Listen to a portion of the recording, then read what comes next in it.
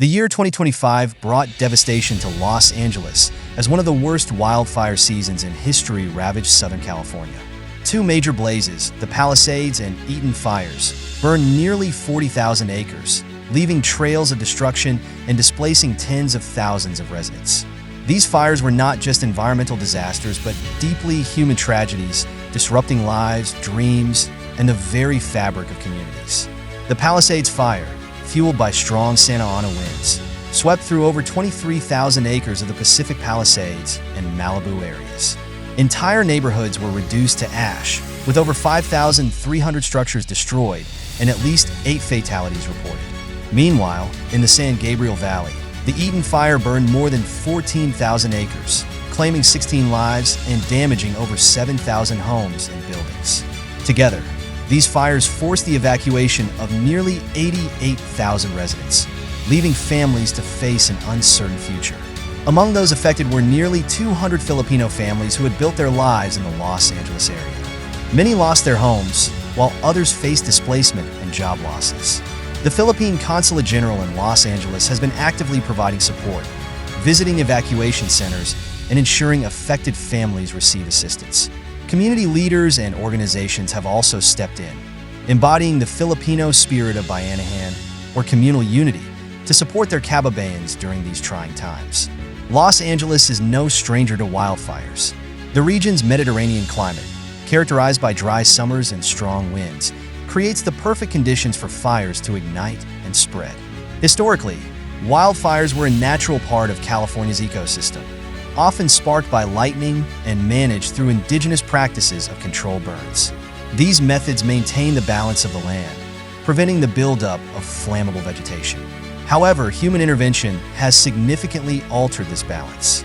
Fire suppression policies of the 20th century aim to extinguish all wildfires, allowing vegetation to accumulate and creating vast fuel loads.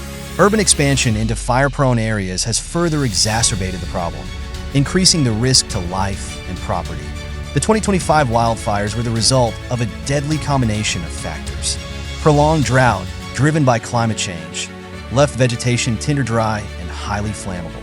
Rising global temperatures have extended California's fire season, making wildfires a year-round threat.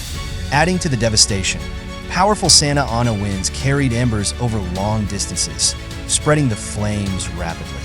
Human activity also played a role, with equipment failures, including power lines, identified as ignition sources. The cost of these fires is staggering. Beyond the billions of dollars in damages, the human toll is immeasurable. Families have lost their homes, their possessions, and their sense of security. Insurance claims are overwhelming the system, leaving some residents struggling to rebuild. Filipino families, in particular, face the dual challenge of navigating the disaster while maintaining the tight-knit bonds that define their community. In the face of this devastation, the response from the Filipino community has been one of resilience and unity. Organizations, businesses, and volunteers have rallied to provide aid. Filipino-owned establishments, such as Island Pacific Supermarket, have distributed essential supplies to affected families. Community leaders like G. Tongi have advocated for better support systems, while churches and local groups have organized relief efforts, showing that the spirit of bayanihan thrives even in the most challenging times.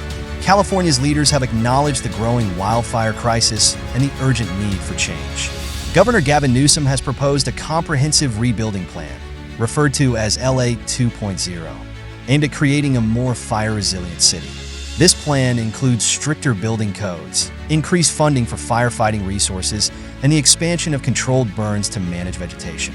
The goal is not just to rebuild, but to adapt, ensuring that future generations can coexist with the state's fire-prone landscape. As California grapples with the aftermath of these fires, it faces critical questions about its future.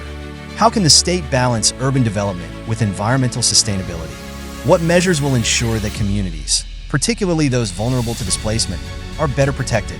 And most importantly, how can the root causes of these disasters, climate change, mismanagement, and human impact, be addressed to prevent such tragedies from occurring? While the scars of the 2025 wildfires will remain for years to come, the resilience of the people affected, including the Filipino community, offers a glimmer of hope. Their ability to come together, rebuild, and support one another demonstrates the enduring strength of community in the face of adversity. The lessons learned from this disaster highlight the importance of proactive measures, not just for California, but for regions around the world facing similar challenges.